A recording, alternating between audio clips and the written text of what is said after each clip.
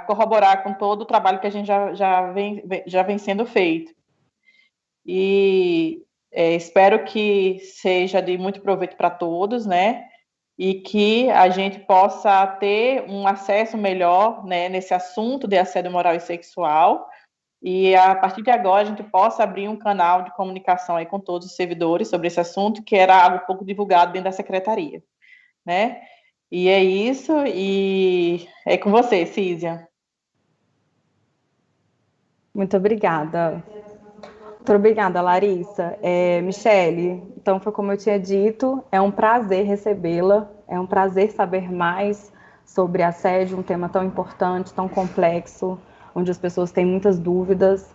Então, nós gostaríamos muito de entender, de saber a forma de combater, como que a gente pode trabalhar isso. É com você.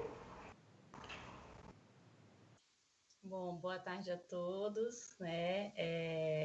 O prazer é todo meu estar aqui participando desse projeto com vocês. Parabenizo a secretaria, né, e todos os envolvidos pela iniciativa, né? É algo muito relevante, o tema é muito relevante, então acho que vocês estão extremamente alinhados aí com as boas práticas e também em cumprimento ao decreto, né, que trata desse programa da instituição de combate e prevenção ao assédio moral e sexual na unidade do Distrito Federal, né? Então, é uma honra, agradeço o convite em nome da Controladoria, em nome do Controlador-Geral, né, Secretário de Estado, Controlador-Geral, Dr. Paulo, parabenizo aí vocês pela iniciativa. Bom, já fui apresentada aí pela Císia, mas vou reforçar aqui, meu nome é Michele, trabalho na Controladoria-Geral do Distrito Federal, atualmente estou como chefe da assessoria de apoio aos julgamentos, trabalho na área correcional há mais de 15 anos, né? Então, nessa área de correção administrativa, incluindo essa vivência, infelizmente, das denúncias que envolvem assédio moral e sexual, né? A gente acabou desenvolvendo aí essa questão dessa temática e da necessidade que a gente enxergou das capacitações, de levar ao conhecimento dos servidores as informações necessárias para que a gente possa ter apurações efetivas em caso de ocorrência do assédio nas duas formas, né, seja ele moral ou sexual, e para que a gente possa evitar também o denuncismo, nessas denúncias vazias que nós vemos aí, que são com frequência registradas, né? Isso acaba também atrapalhando muito essa questão das apurações. Bom, atualmente estou como membro titular da Comissão de Combate e Prevenção ao Assédio, onde o Leonardo, que é da Secretaria da Mulher, né, um dos órgãos envolvidos também nesse programa, juntamente com a Secretaria de Economia, é o presidente, e temos outros membros titulares e suplentes que estão aí desempenhando seus trabalhos, né, com relação à temática. E aí, Larissa, eu vou começar, então, conceituando, e aí a gente vai conversando aqui, vai batendo um papo sobre o tema para ficar algo mais leve, assim como a gente já havia combinado, né? Então, inicialmente, a gente tem que falar e conceituar que é muito importante a gente ter em mente são os conceitos, né? A gente precisa trabalhar bem os conceitos para que a gente consiga entender efetivamente o que se trata de assédio moral, o que é assédio sexual, né? E o que são questões da convivência cotidiana no ambiente de trabalho, que inclusive podem ser aqueles conflitos entre servidores, né? Que aí serão tratados por meio de mediação. Então, a gente precisa ter os conceitos bem fundamentados, bem conhecidos, bem sedimentados, o que é necessário, quais são os requisitos, para que a gente efetivamente possa, né, entender o que está acontecendo e, assim, ter uma atuação mais efetiva, né, diante dos fatos.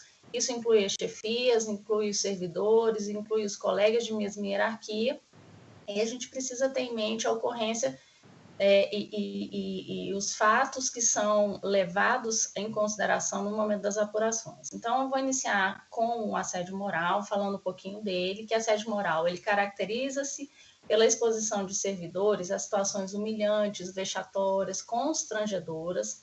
Aqui é importante, de forma repetitiva e prolongada ao longo do tempo, no exercício de suas funções.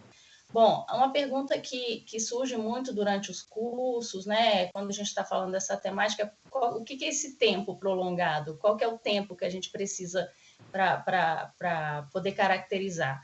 Bom, não tem na doutrina, não tem em nenhuma literatura que a gente trate do tema exatamente, e na legislação não tem exatamente um período, né, determinado de quanto tempo precisa estar acontecendo para que a gente possa caracterizar o assédio.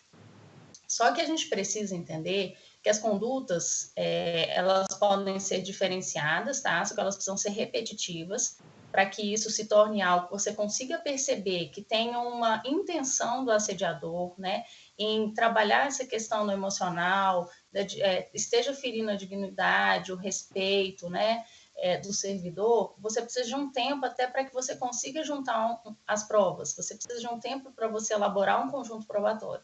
Então, é o tempo suficiente para que você perceba que não é algo natural, né, da convivência, uma situação esporádica, mas que aquilo vem se repetindo de uma forma ou de outras formas, a gente vai ver aqui algumas, e durante um tempo que você consiga aí coletar provas para que você consiga apresentar isso para a comissão que vai fazer aquela apuração, né? Então, essa configuração é a presença da conduta reiterada, que possa humilhar, que possa ridicularizar, menosprezar, inferiorizar, rebaixar. A intenção é ofender, né, o servidor, causar um sofrimento, seja ele físico ou psíquico, tá? Porque é muito importante a gente falar dessa questão dos danos que trazem ao servidor, né, da vítima que está sofrendo o assédio, tá? A gente tem danos emocionais, a gente tem danos psíquicos e a gente tem danos físicos, porque o nosso corpo acaba respondendo a todo esse estresse, a toda essa situação em que a gente fica atravessando. Emocionalmente é um desgaste muito grande, então isso exige muito. Então há um adoecimento do servidor, né, da vítima de assédio, por isso essa prática precisa ser assim, abolida das relações de trabalho, porque ela realmente traz muito dano. Algumas características dentro do ambiente da administração pública, porque aí a gente está trazendo o assédio moral, né, para dentro da administração pública. Então, a gente tem algumas características dentro da administração pública que acabam propiciando a ocorrência da prática de assédio. Essa estrutura hierarquizada, essa burocracia excessiva, né, uma regulamentação insuficiente, essa falta de compromisso, e eu sempre falo em falta de compromisso aqui, eu faço uma observação muito grande. Eu acho que é uma falta de compromisso que a gente precisa perceber com relação a chefias, mas também com nós, todos servidores, porque a gente precisa ter o compromisso, primeiro, de ter uma seriedade quando trata desse assunto, tá? Não utilizar os instrumentos que a gente tem, os meios de denúncia, as comissões de apuração, para que a gente possa aí atingir pessoalmente um chefe que você não concorda com a permanência dele no cargo, ou atingir um colega que você não tem afinidade, você não quer na sua unidade. Então, utilizar esse instrumento da denúncia como algo com uma responsabilidade muito grande, né? Então, essa falta de compromisso também, de muitas vezes não querer se envolver numa situação em que você está identificando que o colega está sofrendo assédio, você se recusa a ser testemunha, não quer se envolver para que não sobre para você. Então, essas questões a gente precisa também ter em mente, né? Que acaba favorecendo, são características que acabam favorecendo. E essa alta competitividade que, em razão essa estrutura hierarquizada, a gente acaba tendo. Essa quantidade de cargos, né? As pessoas, infelizmente, às vezes tem uma defasagem salarial e às vezes o cargo faz diferença. Então, dentro dessa estrutura, existe ali algo que pode propiciar a ocorrência do assédio. Em contrapartida, a gente tem dentro da administração pública algumas vantagens, que é a estabilidade, né? Então, dentro dessa estabilidade, também com relação a esse denuncismo, há uma apuração, tem que ter uma apuração séria por meio de procedimentos de investigação preliminar, inicialmente, se não esteja caracterizada a autoria ou a materialidade. Né? Temos a sindicância investigativa e punitiva, temos o próprio processo administrativo disciplinar, né? Que ele vai ser instaurado, vai ser levado a comissão ali a procurar a busca da verdade real ali dos fatos que estão ocorrendo. E aí a gente identifica já algumas situações dentro da comissão hoje que a gente está recebendo essas denúncias, que muitas questões vêm mal instruídas, as pessoas não fazem coleta necessária de provas, tá? Muitas vezes menciona o nome do possível assediador de forma incorreta, incompleta.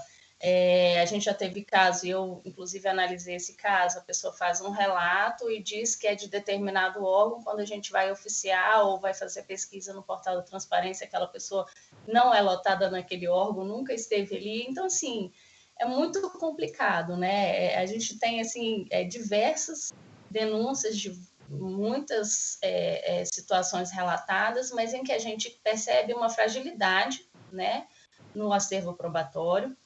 A gente percebe questões de perseguição, de grupos, de equipes, a gente percebe também essa questão da pessoa ter medo de se colocar, né, que é algo que a gente também precisa combater, né? As denúncias, pelo menos 50%, 55%, foi um dado que a Ouvidoria Geral passou, elas são anônimas, né? Isso relata, isso reflete também eu acho que esse temor, né, de se colocar. Então, as denúncias anônimas, elas trazem uma certa dificuldade para a gente apurar, porque aí a gente não pode fazer a complementação de informações, e aí a gente tem essa dificuldade. Então, a gente tem dentro da administração pública um ambiente que realmente, ele, ao mesmo tempo que favorece a ocorrência, a gente também tem outras situações em que trazem aí a segurança, digamos assim, de nós estarmos diante da possibilidade de uma apuração séria, né, com as comissões processantes e com essa questão do assédio está sendo tratado, né, como um programa de governo, com toda a seriedade da autogestão pactuada. A gente percebe assim, que tem se consolidado uma questão mais robusta com relação a empoderar o servidor nesse sentido. Mas, volto a dizer, existem questões, né, que precisam ser compreendidas como uma simples cobrança cotidiana de produtividade, né? É o que eu sempre falo. Eu falo assim, olha, tem servidores que tomam posse e lê só a parte das obrigações no 840. Eu deixo de ler a parte lê a parte do direito, mas esquece de ler a parte das obrigações. Então, nós, como servidores públicos, né, contratados para tal fim, a gente tem que cumprir ali a nossa carga horária, apresentar os nossos relatórios de produtividade, fazer as entregas pactuadas com a equipe, desde que elas sejam viáveis, né, e pactuadas previamente com a chefia, né? Existem situações excepcionais em que a gente tem que passar do horário, a gente tem que fazer entregas com prazo mais curto, e isso às vezes demanda um pouco mais da equipe, mas são questões cotidianas, são questões que ocorrem ali de forma saudável dentro do ambiente de trabalho. O que a gente precisa combater são essas questões em que trazem a ideia e deturpam para a própria vítima do assédio essa situação de que ela se percebe como uma pessoa incompetente, como uma pessoa incapaz, como ela não tendo condições de realizar aquelas tarefas. Então, a gente realmente precisa ter um olhar muito atento com relação a isso, porque é algo que traz muito prejuízo, né? Eu não sei se a Cisa vai fazendo as intervenções, se eu vou falando, como é que você quer fazer? Eu não estou te ouvindo. Posso continuar? Você não, quer eu vou falar fazer uma intervenção. Por favor. Então, eu acho que a grande dúvida dos nossos servidores é essa questão do quão prolongado né? Quão repetitivo pode ser essa humilhação.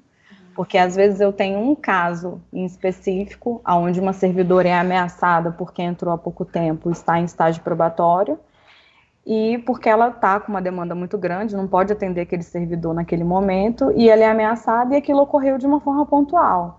Então isso, apesar de ser um assédio moral, não se classificaria dentro da proposição, tanto do que a comissão diz, juntamente com o que o decreto fala. Então, de que forma eu poderia ajudar essa servidora, eu poderia acolher esse servidor que passa por algo desse tipo, e que também causa um constrangimento, um medo constante de perder esse cargo, essa insegurança que toda pessoa que entra no serviço público tem, né? Então, esse exemplo, como que ficaria? O que você... Olha, na verdade, assim, pela conceituação de assédio moral, se for uma questão excepcional, porque, veja, é muito importante a gente saber qual que é o objetivo do assediador nesse caso, né? Porque, veja, quando você faz uma cobrança de uma produtividade, como eu estava falando aqui, isso é natural, isso é normal. Inclusive até para traçar o perfil dos próprios servidores, né? Às vezes a pessoa ela não está desempenhando ali o seu trabalho de forma, digamos assim, a fazer entregas efetivas, porque ela poderia estar melhor alocada de acordo com as características dela, inclusive em outro setor dentro do órgão.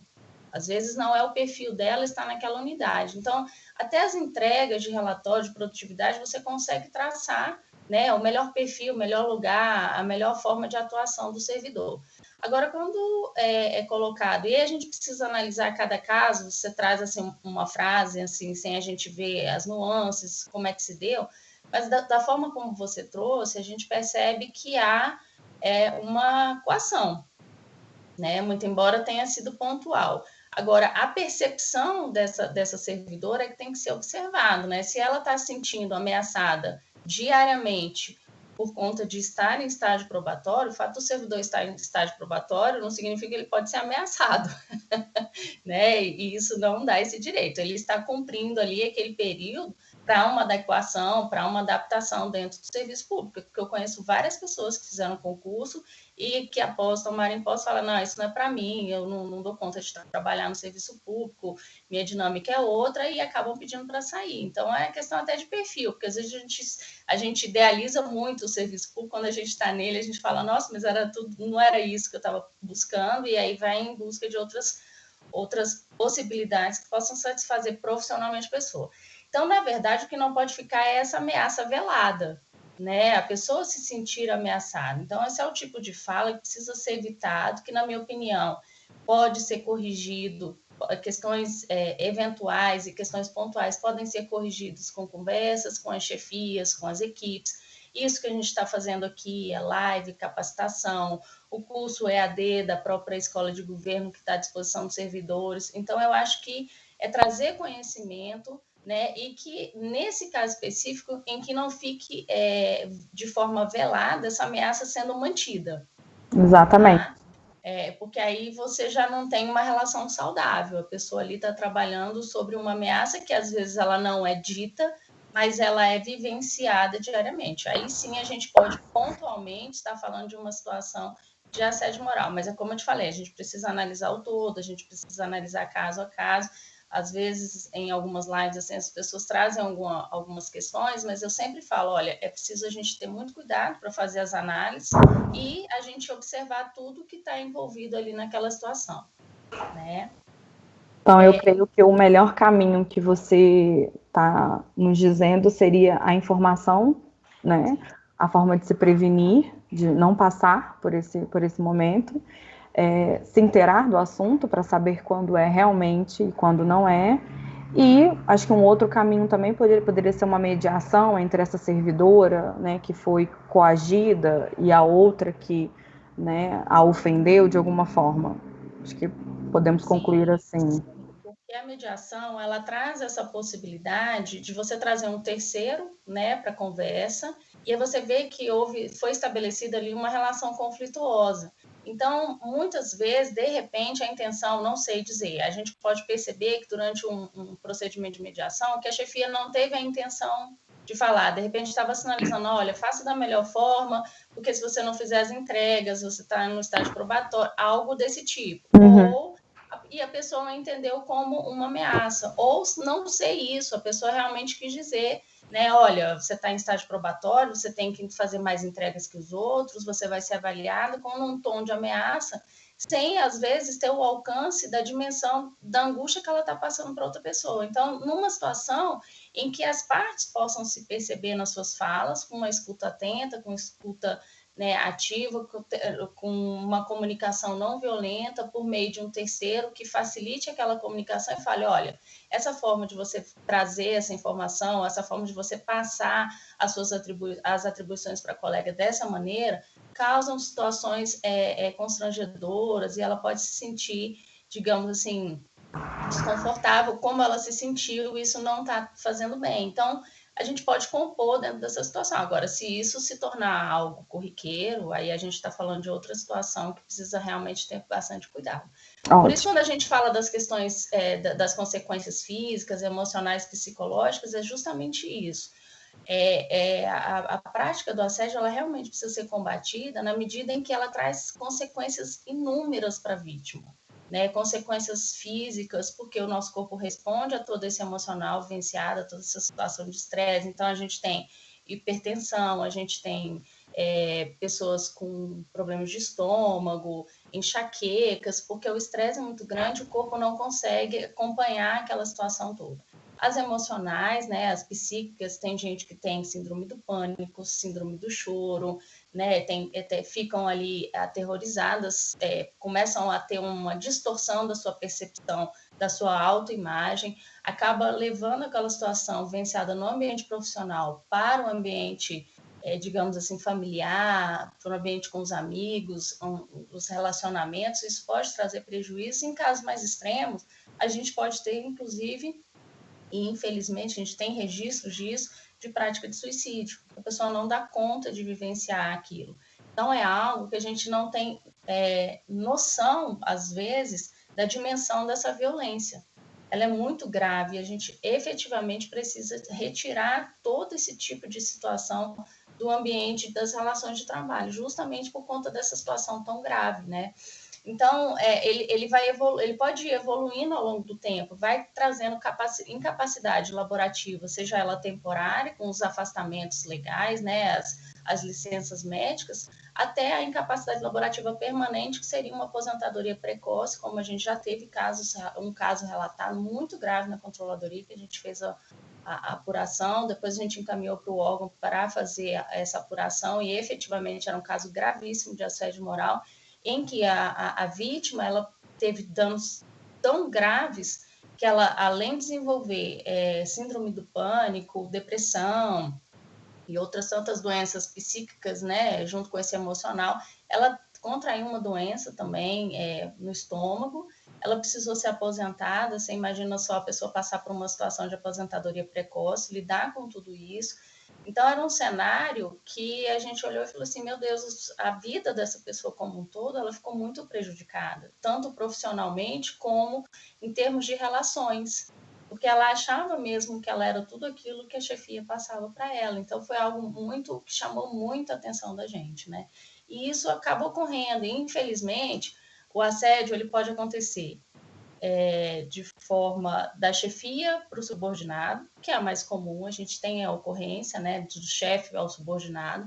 A gente pode ter do subordinado para o chefe, isso não é incomum, tá? É menos comum do que o primeiro, né? Mas a gente pode ter do subordinado para a chefia, e a gente verifica isso quando a gente tem grupos que se alinham para tirar chefes.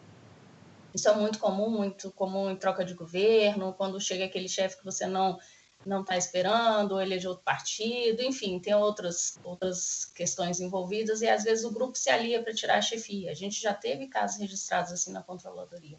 E a gente pode também ter a prática de assédio entre servidores da mesma hierarquia.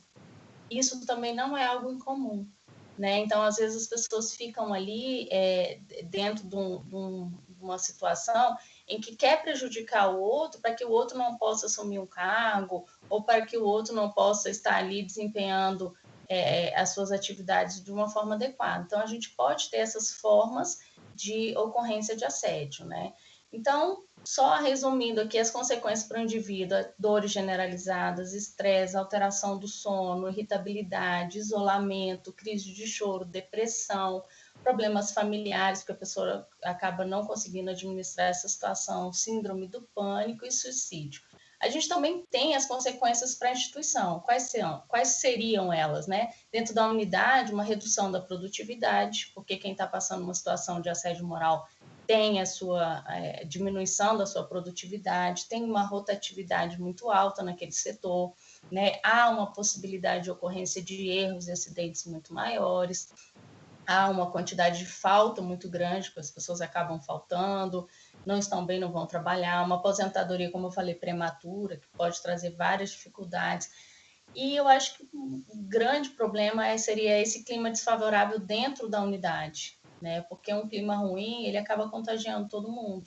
Então, é ruim, até o deslocamento, você chegar falando, nossa, eu vou ter que enfrentar aquele climão, aquela situação. Às vezes não é com você, é com um colega, mas você já, aquela energia já passa, então você tem todo um adoecimento da unidade. Essas licenças médicas, aí você vem com as exonerações, as demissões. Então, para a instituição é muito danoso, porque você tem muita perda de informação quando você tem uma alta rotatividade, quando você tem um servidor que constantemente está em licença médica, por exemplo. Então, você tem uma descontinuidade do serviço público. E a consequência para a sociedade são a má prestação do serviço público, que para mim é a maior, né? Porque a gente, como servidores, nós prestamos o serviço público, então se a gente presta esse serviço público de uma forma inadequada, de uma forma ineficiente, de uma forma incompleta, a gente está fazendo uma entrega ruim. Então, essa má prestação, para mim, é um dos maiores prejuízos que a sociedade pode sofrer, né? Fora os custos com processos disciplinares e outras tantas judicializações aí com relação ao tema de assédio sexual. É importante falar isso, que assédio sexual é crime, ele está previsto no Código Penal, mas assédio moral ainda não tem essa previsão, né? ainda não está tipificado no Código Penal. Tem um projeto de lei que está em andamento, mas a gente ainda não tem essa configuração como crime. Mas a gente tem essa previsão das duas formas de ocorrência na Lei 840, que é o Estatuto do Servidor, né, no DF, aplicado ao DF, como uma infração média, tá, do grupo 2, passível de aplicação de penalidade de suspensão de até 90 dias. Aí eu faço a minha ressalva, porque eu sempre costumo falar isso, eu acho que deveria estar no grupo das infrações graves, né, por se tratar de uma situação que pode aí causar danos muito e prejuízos muito graves mesmo para o servidor. Mas, enfim, a gente tem essa possibilidade, dentro do assédio sexual, a gente já tem essa tipificação como crime, né? E aí a gente tem algumas situações, Cisen, que pode expressar esse assédio. Retirar a autonomia do servidor, contestar o servidor a todo tempo das decisões ou de opiniões externadas, sem razão, sem motivo, sobrecarregar com novas tarefas, de forma que incapacite a pessoa a fazer as entregas anteriores e as novas tarefas, retirar de determinado servidor algo que competia ele a fazer, ignorar a presença do servidor dentro do ambiente, ele junto com os colegas, passar tarefas humilhantes para servidor, para estagiário, para terceirizado. Já tivemos casos em que a chefia pedia para o menor aprendiz limpar os sapatos dela quando ela pegava chuva no caminho do carro até a sala dela. Pedia para botar a sandália. Então, são situações em que a gente precisa perceber que essa pessoa ela não está agindo de forma profissional nem correta. Né? Mas esses casos que você está citando são especificamente do assédio moral. Do assédio moral. Quando chegar no assédio sexual, aí você vai ver que a diferença é muito grande e aí não tem como fazer uma confusão entre um e outro, tá? Eu só estou passando aqui algumas possibilidades, claro, né, que podem caracterizar, porque às vezes a gente fica na dúvida, mas o que seria o assédio? Falar os gritos com o servidor e fica espalhando rumores ali a respeito do servidor. Isso acontece muito quando eu falei daquela forma de assédio entre colegas de mesma hierarquia, fica aquela fofoca, aquele rumor, um fica vigiando o outro, né? Não levar em conta os problemas de saúde do servidor, muito embora ele tenha as licenças, tenha todo o amparo legal em situações de eventualidade, a gente realmente precisa ter um olhar mais atento, né? Fazer aquele acolhimento, isolar fisicamente o servidor, o estagiário, já vi isso acontecendo, né? Desconsiderar, ironizar injustificadamente todas as opiniões trazidas por aquele servidor, impor trabalhos inúteis, né? Você vai catalogar todas as pastas em 10 dias, sem motivo nenhum, simplesmente para atribuir algo inútil ali para o servidor que tem uma capacidade, um potencial de estar desenvolvendo outras tarefas. Então, manipular informações, vigiar excessivamente determinado servidor. Muitas vezes também a chefia atua de outra forma. Às vezes ela fazer isso diretamente, ela acaba insuflando, ela acaba trabalhando com a equipe. Então, ela bota a equipe para trabalhar para ela nesse sentido, vigiando os servidores. E aí os servidores, por isso que eu falei daquela falta de compromisso, que a gente também precisa ter essa percepção, né, de falar até que ponto que eu estou indo, digamos assim, estou sendo manipulada, estou sendo direcionada, estou me permitindo fazer parte dessa questão do assédio. Porque eu estou cumprindo meu horário, eu estou entregando meu trabalho, ok, a chefia precisa cuidar do trabalho do colega. Eventualmente, se ele não estiver fazendo entregas, essa não entrega estiver refletindo uma sobrecarga na equipe, aí é algo que se senta, se conversa, se pergunta o que está acontecendo, como é que pode melhorar, e se eventualmente digamos assim, as tarefas estão distribuídas de forma adequada. Tudo isso de uma forma saudável, tentando imprimir aí a comunicação não violenta, escutativa, sempre permitindo que as opiniões sejam colocadas e que as questões sejam tratadas de forma adequada. Claro. Michele, surgiu uma dúvida aqui no chat bem interessante sobre essa questão que a gente está vivendo agora do teletrabalho, do home office, do WhatsApp. Você, enquanto presidente da comissão, participa, vê os casos, você acha que isso aumenta, expõe mais o servidor ou não? Olha, na verdade, é muito interessante, porque essa questão do assédio moral, ela veio muito agora à tona também com essa questão do teletrabalho. Porque, veja, a gente está em teletrabalho agora, agora não, né? Desde o ano passado, a gente foi colocado em teletrabalho de forma compulsória. Então, a gente passou uma situação muito complicada, porque nós não estávamos, digamos assim, preparados para vivenciar esse momento.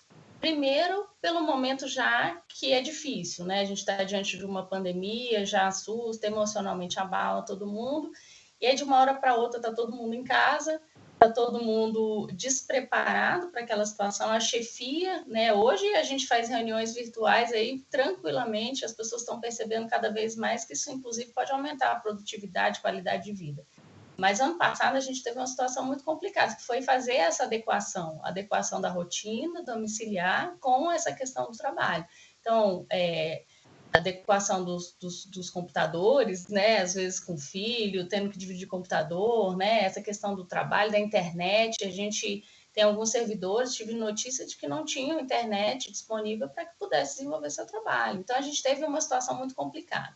Desenrolando tudo isso, e agora a gente novamente em teletrabalho, a grande maioria, ou alguns já ainda em home office ou híbridos, a gente está vivenciando uma situação que agora as pessoas estão se questionando, né? E o assédio moral diante desse teletrabalho? Ok, o que se discute muito com relação ao assédio no teletrabalho é o seguinte, essa exposição da vida privada, tá? Já tivemos relatos de chefia que falam assim, nossa, mas você está falando aí da sua casa, que bagunça é essa aí atrás de você? Da onde você está falando? Que lugar feio? Você fica expondo, né, a pessoa, porque, na verdade, em teletrabalho, quando você faz uma reunião, você está aí no seu espaço, eu estou aqui na minha casa, né? Então, assim, vocês estão aqui dentro da minha casa e eu estou aí em algum lugar onde vocês estão assistindo essa live também. Então, a gente acaba tendo uma, digamos, entre aspas, uma invasão, né? Então, essa exposição da vida privada, essa confusão de que você está em teletrabalho, isso significa dizer que você está 24 horas à disposição do seu trabalho, não é algo real. Então, os ambientes misturados, né? Esse ambiente de estar em casa, de estar afastado, de estar à disposição do trabalho, ele precisa ser conversado também com a chefia. E tem que entender, digamos assim, na medida do possível, tentar acomodar essas dificuldades que se tem. Às vezes uma pessoa tem mais dificuldade durante a manhã, né? Porque tem outras tarefas, está em casa, não tem alguém que possa ajudar, tem filho que agora que está voltando presencial, mas algumas escolas, as escolas públicas, por exemplo, não voltaram, então você tem ali uma criança que está necessitando da sua atenção. Então, a chefia, ela enxergar essa situação, né, e entender também que o horário do trabalho precisa ser respeitado. Isso não significa dizer, e eu já fiz isso, você às vezes passa um WhatsApp para não esquecer aquela informação para no dia seguinte, mas sempre eu faço a ressalva, né, para quando eu estou passando. Olha, não é para fazer nada, não é só porque amanhã de manhã pode ser que eu demore um pouquinho a mandar a mensagem, eu já queria deixar, mas boa noite, ok. Então, às vezes acontece. Então, o que a gente tem que ter de preocupação é essa exposição da vida particular, né, não expor essa questão do respeito também, aos horários, né? Esse entendimento de que você não está à disposição 24 horas dessa vida profissional, né? Que está dentro da sua casa, e a gente ter esse cuidado para ter esse equilíbrio também, né? Então, eu acho que é algo que a gente precisa perceber, e eu estou percebendo também cada vez mais que as chefias estão mais atentas a essa questão, né? Isso está sendo sinalizado pelos servidores, falam, olha, isso não está legal, meia-noite eu estou recebendo mensagem. Então, sinaliza, tenta fazer uma reunião com a equipe. Eu acho que a conversa, sempre o diálogo, a escutativa, ela permite essas possibilidades de você adequar, às vezes até a chefia nem percebe. A pessoa está tão envolvida naquele ritmo de trabalho que às vezes ela nem percebe que passou da hora, que não é para ser atendida, ou que ela poderia ter sinalizado que não tinha necessidade de atender naquele momento. Então, seria algo mais ou menos nessa... Michele, você comentou bastante dessa questão do assédio descendente, né? Digamos assim, que vem da chefia para o servidor, né? Mas a gente ocorre também muito do servidor para o chefe, né? Então, você expor conversas que você tem com o seu chefe, isso poderia ser caracterizado um tipo de assédio? Sim, com certeza, sim, porque se você está numa reunião em que é trazida alguma situação pontual ou é compartilhada alguma informação, eu acho que é o seguinte, nós servidores precisamos entender que a gente precisa trabalhar com profissionalismo. Claro. Então, a gente tem todo um sigilo das informações, a gente tem toda uma questão que a gente precisa preservar, tanto quanto servidores, quanto com a imagem da nossa instituição para que a gente trabalhe. Então, você, servidora da SEDES, eu, servidora da Controladoria, preciso trabalhar minha questão profissional, preciso zelar pela minha matrícula, digamos assim, mas eu preciso zelar pela imagem do órgão que eu represento. Né? Então, essa questão de ficar expondo conversas com chefia, de modo a, de repente, até atingir o chefe, ou trazer alguma situação de instabilidade para a equipe, com alguma distorção do que foi dito, isso é muito prejudicial e, dependendo do caso, sim, pode ser caracterizado como um assédio moral. Aí teria que ver a situação ali que está inserida esse contexto, mas a minha sugestão é que esse tipo de situação não venha a ocorrer, né? Claro. Até porque imagina, se o chefe está trabalhando alguma situação pontual e está te passando as informações, mesmo que ele não sinalize que elas são confidenciais ou elas são sigilosas, cabe ao servidor ter esse cuidado. Né? Claro. Mais uma vez, de não expor a unidade, de não expor o órgão, de não se expor enquanto servidor e muito menos a sua chefia. Obrigada, Michele. Imagina. Aí, o que acontece? Você me perguntou do assédio sexual. Então, acho que do assédio moral, assim, o que eu tinha mais para falar com relação a ele é que a gente precisa ter essa percepção dessa questão repetitiva e prolongada, que a gente tem situações conflituosas, sim, porque a gente está lidando com seres humanos, em relações interpessoais, e isso traz desgaste, isso traz dificuldade. As pessoas pensam diferente, nós pensamos diferente uns dos outros, nós temos questões, compreensões, digamos assim, e educação familiar diferente, compreensões políticas diferentes, religiões diferentes. Então, todas essas diferenças podem trazer, sim, alguma dificuldade ao longo da nossa convivência. Só que a gente tem mecanismos, tá? E a gente tem, inclusive, normativos para que a gente possa trabalhar essa questão da resolução de conflitos, da gestão do conflito e trabalhar de forma adequada nas apurações dos casos que envolvem assédio moral. Agora, a gente pode estar falando também de uma situação de assédio sexual, e isso é tão grave quanto.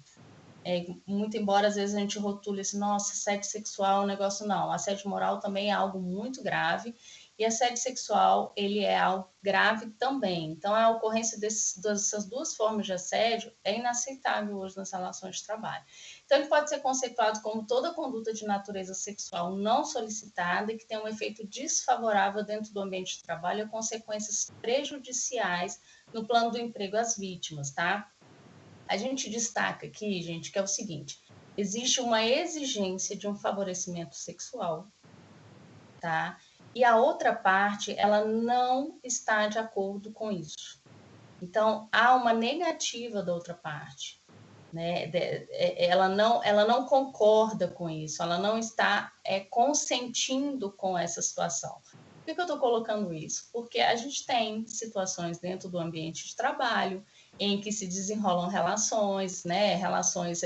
Tem gente que se casa e constitui família, é conhecer um colega de trabalho, ok.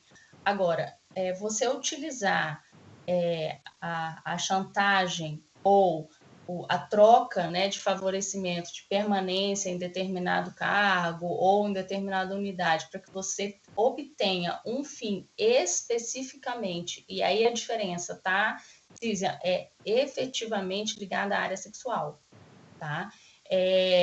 Aí a gente está falando do assédio sexual, tá? Que você tem uma necessidade por parte de quem está assediando de obter essa vantagem, obter esse favorecimento. E da parte da vítima é necessário o não consentimento.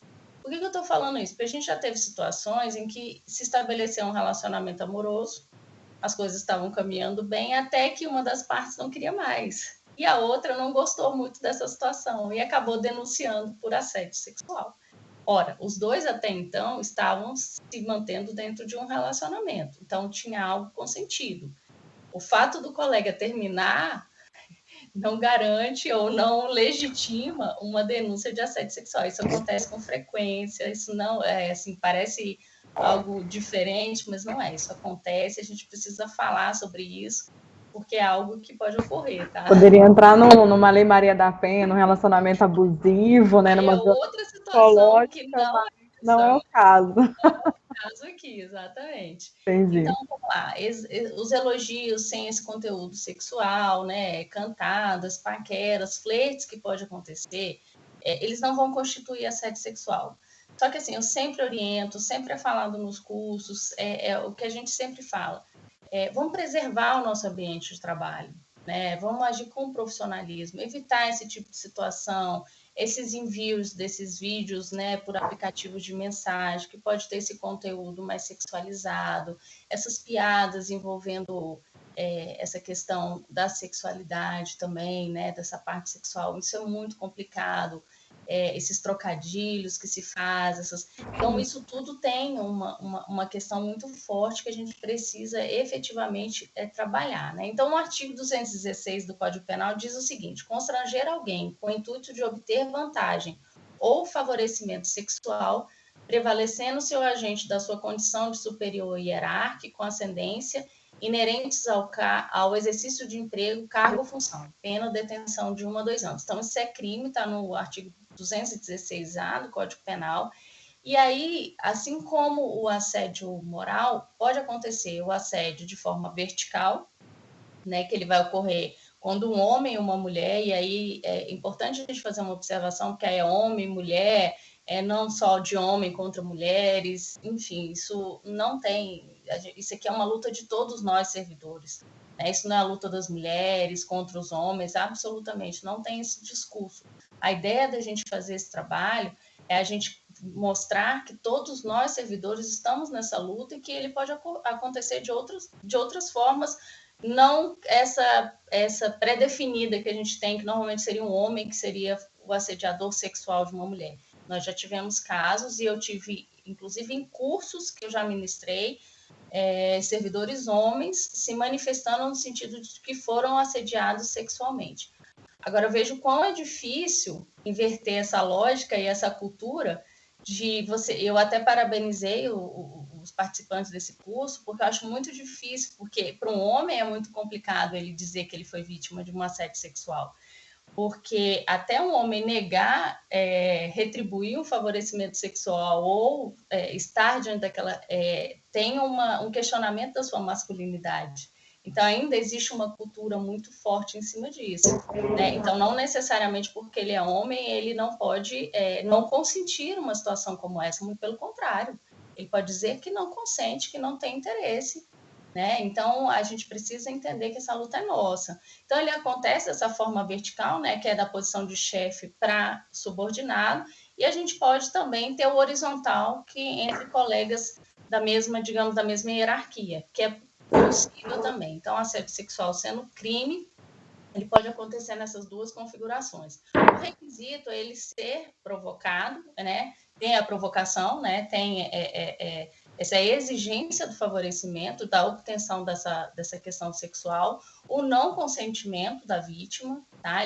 Ele ocorre de forma dolosa, não tem como ocorrer de forma culposa, você não pode, eu não queria exigir um favorecimento sexual, não, ele ocorre de forma culposa, né?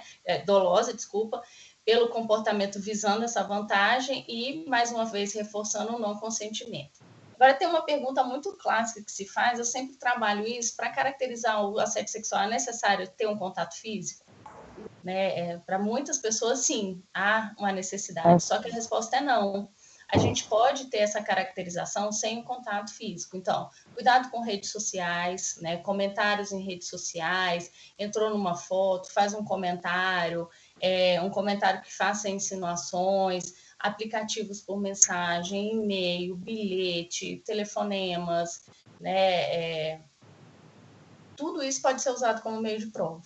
E não necessariamente você ter efetivamente ter tido um contato físico. Só a exigência só a cobrança de se ter algo em troca para aquela pessoa estar naquela situação, já pode caracterizar. E, diferentemente, isso é importante falar isso, porque sempre surge essa dúvida, se ele também precisa ser repetitivo e prolongado.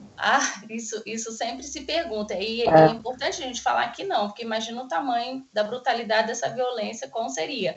Você ficar submetido àquela situação repetidas vezes e de forma prolongada. Você já está passando uma situação que envolve algo muito delicado, que é essa parte, né, do corpo, sexual, né, do corpo, e você tem que se submeter. Então, uma única situação, ela pode sim caracterizar o assédio sexual. E, nesse caso do assédio, como ele ocorre de uma forma velada, como é difícil provar, como é algo que a gente ainda não se vê com uma, digamos assim, não uma naturalidade, porque o assédio moral, ele não, por vários motivos, ele está sendo combatido, e com essa gama de informações, hoje eu acho que reduziu mais a ocorrência, ou pelo menos as pessoas temem mais serem punidas, penalizadas por isso, muito embora a ocorrência ainda seja alta. Como ela ocorre dessa forma velada, a palavra da vítima tem muito peso. Então, é levado muito em consideração o que a vítima fala. Agora, já tivemos casos na controladoria de registro de denúncia de assédio sexual, que tivemos vazamento de informação não na controladoria, foi no órgão onde aconteceu, foi assim, algo muito danoso, e ao final da apuração se verificou que não se tinha nenhum caso de ocorrência de assédio sexual, a pessoa perdeu um casamento, tinha filhos, porque imagina você chegar no seu ambiente familiar e falar que você está sendo acusado de assédio sexual. E responder isso, né? Você responder isso, você tem toda uma quebra de confiança, você tem toda uma situação. Por isso, a responsabilidade no registro dessas denúncias. Não utilizar esses instrumentos de uma forma irresponsável, porque do outro lado a gente tem pessoas, a gente tem famílias envolvidas, então a gente efetivamente precisa ter certeza, né? Você precisa ter as provas, você precisa estar vivenciando de fato aquilo. Simplesmente fazer um registro, dizer que você está sendo assediada sexualmente, e aí depois, ao cabo de uma apuração, você identificar que não se tratava absolutamente daquela situação e aquela pessoa tem um dano na vida particular e na vida profissional também, porque não é fácil você ficar respondendo um processo desse dentro do ambiente de trabalho ali, encarando todos os seus colegas. Então, a gente precisa ter muita responsabilidade no trato dessas informações, tá? Por isso que a gente sempre fala que os registros hoje, né, e aí é bom já adiantar esse tema aqui, como é que seria feito o registro dessas denúncias de ocorrência de assédio sexual e assédio moral? Qual que é o caminho, né? O servidor quer saber qual o caminho que ele pode utilizar para denunciar e todo o trâmite dele. Pronto. Canal de ouvidoria, pelos canais da ouvidoria, tá? A ouvidoria, ela vai fazer o registro, já de pronto aquela denúncia, ela vai ter um tratamento sigiloso, tá? Chegando na ouvidoria geral, eles vão fazer esse filtro, vão identificar os casos de assédio sexual, assédio moral, fazer o encaminhamento para a comissão de prevenção e combate ao assédio, que vai ter uma distribuição interna, vai fazer análise, vai verificar se tem os elementos mínimos da ocorrência daquela situação, né? E aí sim encaminhar para o órgão para que ele faça a apuração, tá? É bom a gente explicar isso, que não é a comissão que faz a apuração. A comissão, ela vai ter o registro daquela denúncia, para ela fazer o monitoramento, para ela fazer o acompanhamento das apurações. Ela vai analisar inicialmente os elementos mínimos para que a gente possa prosseguir com as apurações ou não. Então, quando a gente tem só o primeiro nome do denunciante, quando o órgão está errado, quando você menciona de forma genérica que o órgão inteiro, eu já recebi várias denúncias assim, o órgão X está assediando moralmente todos os servidores. Não tem como apurar uma denúncia dessa. Então, ela vai ter que ser arquivada. Então, a gente precisa trazer de forma minuciosa, trazer as provas, trazer os elementos, trazer os nomes, com os apontamentos necessários, para que a gente, se a gente não tiver todos os elementos, a gente instaure um processo de investigação preliminar, um PIP, mas que a gente possa fazer isso, pelo menos com o que a gente tem. Hoje, eu posso te dizer assim, das análises que eu estou fazendo, 40% dela ou mais estão sendo arquivadas por falta de informação, né? Então, o canal é a ouvidoria, tá? Façam os registros, denuncie pela ouvidoria, vai ser encaminhado para a comissão vai fazer a análise preliminar, entendendo pela apuração ou pelo arquivamento, tá? Isso não impede que novas denúncias sejam feitas ou novos fatos sejam trazidos e aquela situação possa ser reanalisada. E aí, sim, o órgão vai fazer a apuração, o próprio órgão onde ocorreu a irregularidade vai fazer essa apuração e a comissão vai fazer o monitoramento dessas apurações. Então, basicamente, seria isso. A gente tem a cartilha, né, CISA, que trata dessas questões de assédio, ela é bem didática, foi elaborada e lançada junto com o decreto em dezembro de 2020, né, a gente tem um decreto que trata sobre isso. Então, sugiro que tenham contato com a cartilha, que busquem informações. A Escola de Governo, ela está disponibilizando um curso em formato EAD, até diante desse momento que a gente está vivenciando da pandemia, ainda a gente não tem condições de dar esses cursos presenciais e a demanda muito grande com cursos também em plataformas virtuais. Então, está disponível o curso EAD. Sugiro que vocês possam participar para buscar mais informação, para que juntos a gente possa combater nessa prática e também trazer também hoje, que eu percebo, a angústia das chefias. Os chefes ficam muito angustiados em serem chefes, porque qualquer hora pode surgir uma situação de denúncia de assédio. Então, o chefe também tem que ter essa, digamos, essa tranquilidade, desempenhar da melhor forma possível as suas atribuições, porque a gente tem ônus, a gente tem bônus, mas um dos ônus de ser chefe é justamente trabalhar essa questão da equipe, colocar a equipe para alinhada de forma que possa fazer suas entregas efetivas. E a gente só consegue isso se a gente tiver ali o monitoramento do que está sendo feito. E hoje um chefe, eu acho que muitas vezes o chefe fica constrangido e com medo de chamar a atenção de uma equipe ou de um servidor por meio de possibilidade de ser denunciado por prática de assédio. Então, eu acho que essas informações e a gente também entender o tamanho da nossa responsabilidade, entender que a gente tem direitos, mas que a gente deve cumprir as nossas obrigações é algo fundamental para a gente poder também ter, enquanto servidores, essa musculatura para a gente poder avançar sempre nesse viés de combate ao assédio, de respeito, de coleguismo, né, de profissionalismo e entendendo cada um o seu papel, né, a sua importância no serviço público. Michele, a gente está indo para os minutinhos finais da live. Você quer fazer algum fechamento, esclarecer mais alguma coisa? Alguém tem alguma pergunta? Porque as que me fizeram aqui no chat eu já te passei. Já passou, né? Já. Olha, o que eu tenho a dizer é, primeiro, agradecer vocês, parabenizar pela iniciativa. Eu acho que momentos como esses agregam muito, trazem muita possibilidade de crescimento, de informação.